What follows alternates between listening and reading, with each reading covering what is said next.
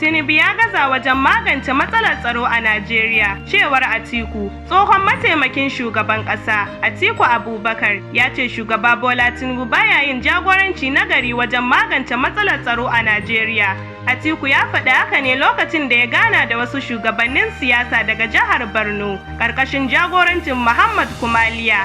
Ya ce 'yan bindiga da 'yan ta'adda na ci gaba da maimaye ƙauyuka tare da hana manoma yin noma, lamarin da yake kira babbar gazawar shugabanci. Atiku ya ƙara da cewa taɓarɓarewar tsaro a yankunan arewa maso gabas, arewa maso yamma da kuma arewa ta tsakiya na nuni da cewa gwamnati ba ta yi abin da ya dace don kare rayukan jama'a ba. Ya jaddada cewa dakarun tsaron Najeriya suna da ƙarfin da za su iya fatattakar 'yan ta'adda, amma abin da ya rage shine samun ingantaccen shugabanci da ƙwarin gwiwa daga fadar shugaban ƙasa. Atiku ya yi kira ga 'yan Najeriya da su haɗa kai domin ceto ƙasar nan, inda ya bayyana cewa dawo da zaman lafiya da bunƙasa tattalin arziki ya kamata su zama fifiko. Ƙarshen rahoton kenan.